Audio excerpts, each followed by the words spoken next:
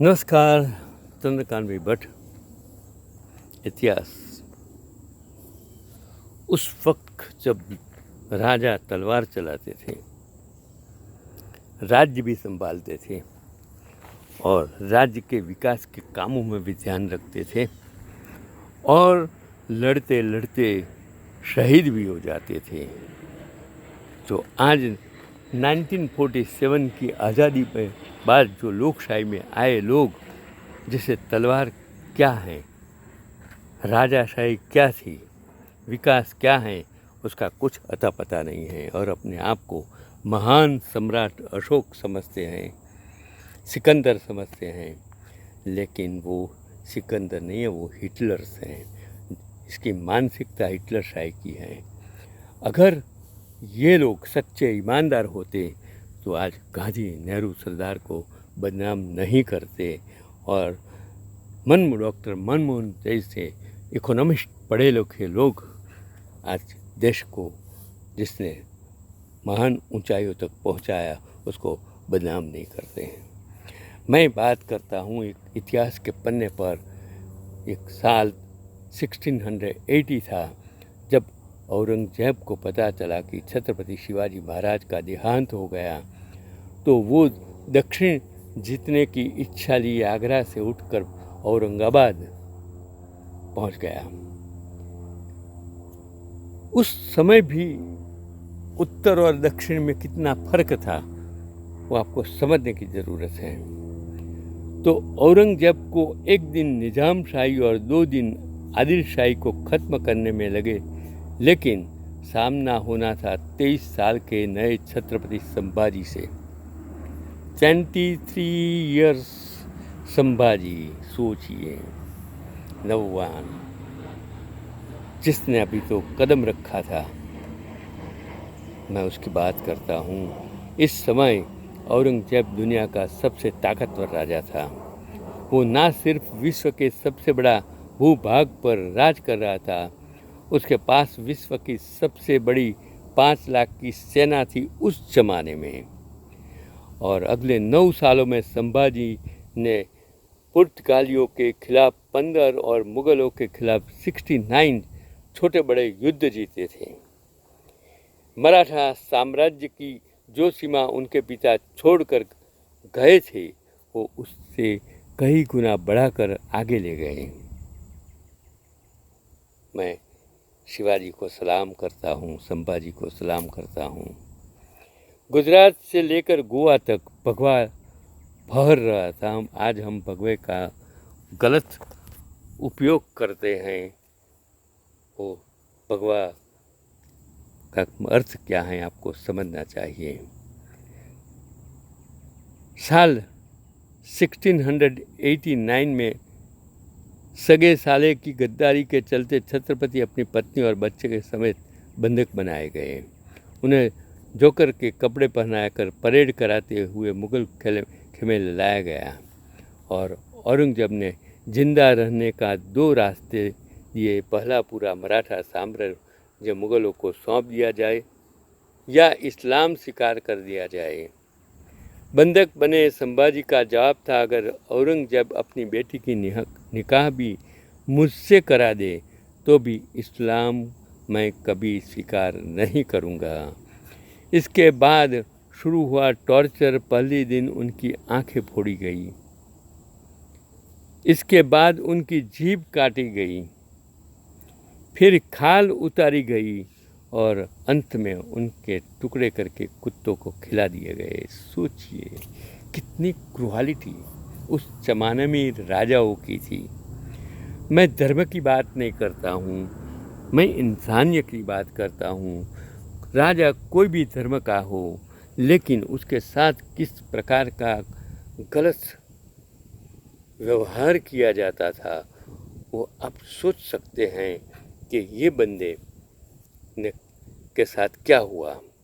आज तो राजकारण में भी कितने लोगों को मार दिया जाता है। ये इनसे भी बदतर हैं, उनको जहर दिया जाता है, जेलों में ख़त्म कर दिया जाता है। ये इनसे बदतर औरंगजेब से भी बदतर ये लोग लोकशाही में हैं। औरंगजेब इसके बाद करीब 20 साल मराठों को का ख़त्म करने का सपना लिए औरंगाबाद पड़ा रहा। वो तो हिंदू पद पातशाही समाप्त नहीं कर पाया। हाँ, उसके मरने के 40 साल बाद पेशवाओं ने जरूर मुग़ल बादशाहों को पेंशन पर रखा और उनकी रक्षा की। मराठों एवं अंग्रेज़ों में 1684 में जो समझौता हुआ, उसमें छत्रपति संभाजी महाराज ने एक ऐसी शर्त रखी थी कि अंग्रेज़ों को मेरे राज्य में दास गुलाम बनाने अथवा ईसाई धर्म में दीक्षित करने हेतु लोगों का क्रय करने की अनुज्ञा नहीं मिलेगी। देश धर्म पर मिटने वाला शेर शिवा का छाया था। महापराक्रमी परम प्रतापी एक ही शंभू राजा था। तेजपुन तेजस्वी आंखें निकाल गई पर झुका नहीं, दृष्टि गई पर राष्ट्रोन्नति का दिव्य स्वप्न तो मिटा नहीं। दोनों पैर कटे शंभू के ध्येय मार्ग से हटा नहीं। हाथ कटे तो क्या हुआ, सत्कर्म कभी तो छूटा नहीं। जिन जिह्वा कटी खून बहाया, धर्म का सौदा किया नहीं। वर्ष 300 बीत गए, अब शंभू के बलिदान को। तो ये था उस जमाने में जो इन लोगों ने अपने समय में जो किया। अगर आप उनको बिरदाएंगे नहीं तो क्या करेंगे। मेरा कहने का बात ये कि इन लोगों ने कॉम्प्रोमाइज़ नहीं किया अपने धर्म से, अपने देश के लिए, अपने राज्य के लिए कभी कोई कॉम्प्रोमाइज़ नहीं किया। तो मैं इनको दोनों को सलाम करता हूँ। इतिहास के पन्ने पर वो आज भी जीवित हैं, लेकिन इतिहास हम पढ़ते नहीं हैं, समझते नहीं हैं। हमें इन बलिदानों की कोई कीमत आज भी नहीं है, लेकिन मैं जब पढ़ता हूँ तो मेरी आंखें नम हो जाती हैं। अब मैं एक बात करता हूँ कि जबलपुर में जो मैंने एक फ़ोटो देखा, तो वो जगत का, इस पृथ्वी का एक सुंदरतम स्थल है भेड़ाघाट। शायद पृथ्वी पर इतनी सुंदर कोई दूसरी जगह नहीं है। 2 मील तक नर्मदा संगमरमर की पहाड़ियों के बीच से बहती है। दोनों तरफ संगमरमर की पहाड़ियाँ हैं।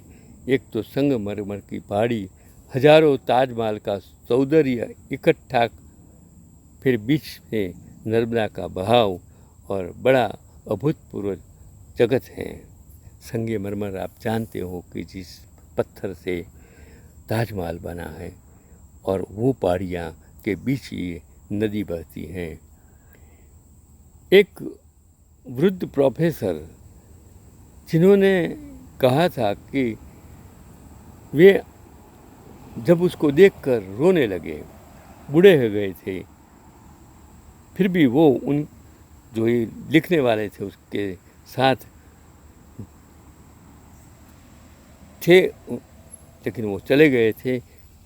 जब उन्होंने नाव में बिठाकर अंदर से गया तो वह कहने लगे कि यह जो मैं देख रहा हूँ यह सच में है, क्योंकि मुझे लगता है कि ये सपना है। नाव को उन्होंने कहा कि किनारे लगाओ माझी, मैं संगमरमर की पहाड़ियों को छूकर देखना चाहता हूँ कि ये सच में हैं। पूर्णिमा की रात में इतना ही जादू हो जाता है। भरोसा नहीं आता कि इस पृथ्वी पर इतना सौंदर्य हो सकता है। लेकिन जबलपुर में ऐसे हजारों लोग हैं जो 13 मील दूर भेड़ाघाट देखने नहीं गए हैं। इनके घरों में मेहमान आते हैं जो भेड़ाघाट देखने के लिए आते हैं, मगर उनको ख्याल नहीं आ रहा कि देखने जाना है तो उनके पास ही जो दुनिया का सर्वश्रेष्ठ सौंदर्य है वो देख सकते हैं। जो पास होता है उसे कभी भी देख लेंगे। यही तो हमारे समाज की परिस्थिति है। मैं अहमदाबाद में था, कभी सोचता था कि मैं लाल दरवाज़ा जो मेरा क्लास था वहाँ मैं स्कूटर पर से जाता था,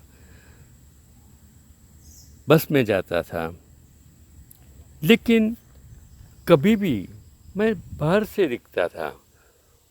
वो सिद्धि लोगों ने, सिद्धि अहमदाबाद में सबसे पहले रहने वाले उस जमाने के सिद्धि लोग थे, और इन सिद्धि लोगों ने किस तरह तो सीधी सैयद की जाली बनाई थी वो मैं बाहर से देखता था। दुनिया भर के लोग सीधी सैयद की वो बेनमून जाली देखने के लिए आते थे, लेकिन कभी भी मैं नहीं, तब मैंने सोचा कि मैं गलत हूँ, मुझे जाना चाहिए।